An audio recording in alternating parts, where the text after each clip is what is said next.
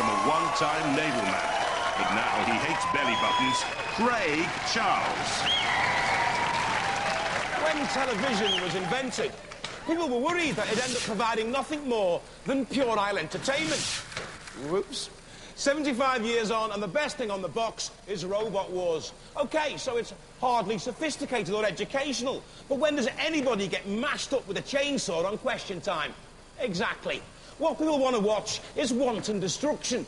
Grown men and women using remote-controlled fighting machines to bash it out for a place in our series semi-finals. John Logie Baird may be turning in his grave, but at least he won't be turning over the channel. Let's find out who's getting puerile this week. Craig, Mr. Baird, would be scared of our seeded machine Cerberus number 18 against Onslaught back from the last series of newcomers, Terrible. And remember, Hypno-disc, our second seed's frightening for the Predator and the Raizer Blade. They're in the pits right now. There is a key robot in this melee, and I certainly wouldn't want to be Raizer Blade. Hello, team. Hello. What are you powered by? The lift is powered by a ABS pump from a Ford Granada, and the motors are powered by 24 volt. Say a couple of prayers. I wouldn't want to be them. I also wouldn't want to be Predator. The uncle and nephew team from Manchester. This is a great-looking robot. Well done on the design. Very interesting. Check this out. Knitting needle teeth. I think they'll need more than knitting needles when they're up against the robot, which is the number 2 seed. Everybody involved in Robot Wars wants to know what's going to happen this Wars with Hypno-disc. The Rose family are back again, and they've righted a few wrongs from the last Wars. Number 1, everyone wanted to know if they would come back with a self-righting mechanism, and voila! Chaos 2, watch out. Talk me through the changes you made to the disc. We've added a much more powerful motor, so it can accelerate the disc up to about 750 RPM in about 3.5 seconds. So you get there twice as fast as you did last year, yeah, and you've got 50% extra speed in the disc. So these are going to hit you at about 70 miles an hour. 70 miles an hour at the tip, yep. In my opinion, this is the robot to keep your eye on. Now, I'm not one to start a fight, but let the wars begin!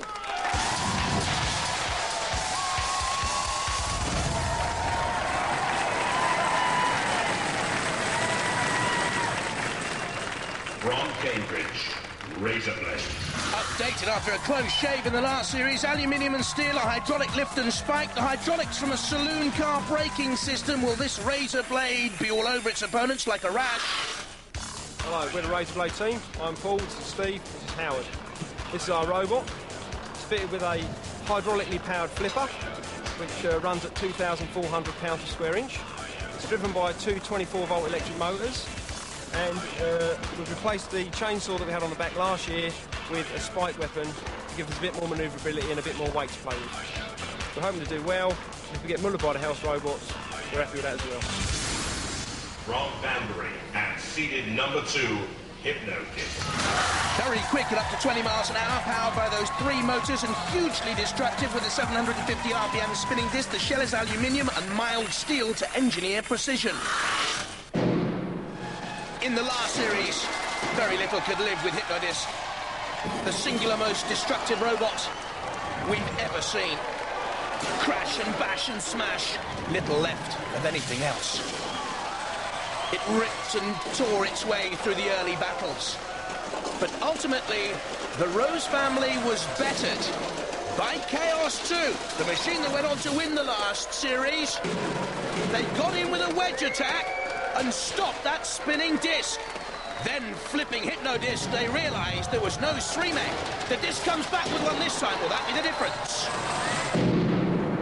Hi, I'm Dave, the team captain. This is Derek and our father Ken. This is our robot, Hypno-disc, based on the same design as last Wars. A number of improvements we've made on the self-righting arm to get us back on our wheels, the much stronger teeth and a far more powerful disc. From Manchester, Predator. Pneumatically powered weaponry here, a lifting fork at the front, a spiked pickaxe at the rear. The head comes from a wok, the dreadlocks from a beaded curtain, the chassis from the armour plating of a police van. Hi, my name's Barry. This is Stephen. Behind me is Christopher. We are Team Predator. This is our robot, the Predator. This is a front lifting ram powered by CO2 and it's very speedy and very deadly. The head, we have got movable jaws, we've got flashing lights, we've got strobe lights, we have got dreadlock. And starting the tail, a big powered ice pick. Robotwars, stand by.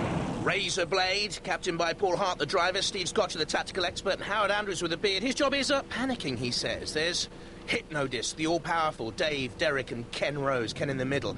And finally, we've got the Predator. Barry Willett's the man there at the controls. 3, 2,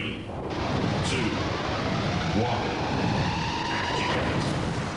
Raizer Blade immediately bisecting the two opponents, but it's all about Hypno-disc and the damage it can do, immediately slanting off the body there of the Predator, and again Hypno-disc immediately on the attack. That weapon will hit you at 75 miles an hour. Backs away to come on the drive again. All eyes on the number 2 seeds. Deflected there though off the Raizer Blade and not causing as much damage as we thought it might early on here. Bit of a surprise. The Rose family have put together a wonderful machine, and that's the first damage significantly we've seen. And the Predator's front is buckled, look at that. Almost ripped off there, the aluminium-covered Teflon shield of the Predator. In the middle of the arena and just trying to stay away from trouble. Little nudge from Raizer Blade bravely on the Hypno-disc, up on inside, bouncing down. The blade, the disc still turns. And again on the attack on Raizer Blade. A Raizer Blade just sitting there. I wonder if it's been immobilised in the arena. No, just rather cunningly or stupidly trying to draw Hypno-disc on. There's the Predator from Manchester doing battle with Raizer Blade. He comes Hypno-disc and something's been ripped right out of the Predator there. The front buckled, lifted, torn. And the very innards, the machinery now beginning to fly from the Predator. Barry and his nephews Christopher and Stephen from St Mary's School. It doesn't look as if there's much life in Raizer Blade either, which means the Hypno-disc can now have fun. Let the batteries come out of Predator there.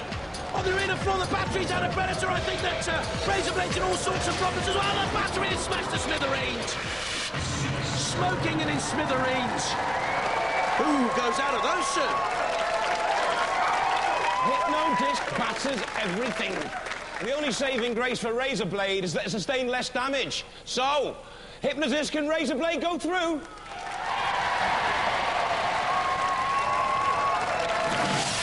Christopher and Stephen, it was your job to kick the shins of the Hypno-disc team. What happened? They weren't in our booth. Oh, you were going to, weren't you? Yeah. Nah, they're good sportsmen. But just check out the damage done by the disc. How do you feel about that? So much work's gone into it. I know, well, it's quite disappointing, but I mean, it's a really good robot. There's a lot of damage. What are you feeling right now? We went out in a bit of style anyway against him because he's so good anyway, but still a bit upset. I have to say, I saw that fire guard coming. When I saw you with the roundup, I thought, oh no, I've seen what that robot can do. But you put up a good show for us, and we love you for that. Come back next Wars. Well, Raizer Blade will also be coming back in a wheelbarrow, I think. The Predator's gone. Hypno-disc go through. Next to Onslaught, Terror Bull, and Cerberus. Terror Bull in the pits right now with Jules. New to the Wars, and therefore the pits, we have the Terror Bull team from West Yorkshire. Terrible. We hope not. They've got tons worth of power here in their flipping head, which could be pretty effective. And apparently you go at 30 miles an hour, which is almost unheard of. Why? Why? Because we've no gears, no reduction gears. It's just direct drive onto the wheels. Ah, but probably not a lot of control, therefore, or manoeuvrability. We shall see. They're planning on ganging up with the Onslaught team for the melee, I hear. Hello. They were very proudly told me earlier that they've got the biggest physical size motor here, which I thought was great, bigger than the House Robots even. And then they told me that was because it was from 1967. Here we have the Cerberus team from London. They are coated fully in titanium, which is rare, and it means they should fare incredibly well against the House Robots in opposition, we hope. Slight problem earlier, they came in overweight. This thing, which actually I can't even lift, was the head, which was meant to act as a clumping jaw thing. Now we've got a single pokey tooth, which we hope will do some damage, but one of these robots will go to hell and back.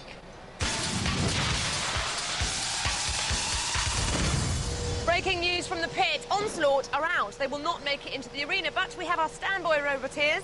Mick and Rich with VMAX. Tell us how it works. Basically, we have a CO2-powered flipper. We can tip over other robots over. If we get tipped over ourselves, we can use that flipper to get upright again. Excellent. Now, this is just a bonus for you, really, isn't it? You didn't think you'd be here. Yes, brilliant. Well, do some damage. Thank you very much. What's the story, team? I'm afraid it's ceased to function. Reasons totally unknown, I'm afraid, at the moment. Not enough time to fix it. Even after a whole year's worth of work, again, it's packed up.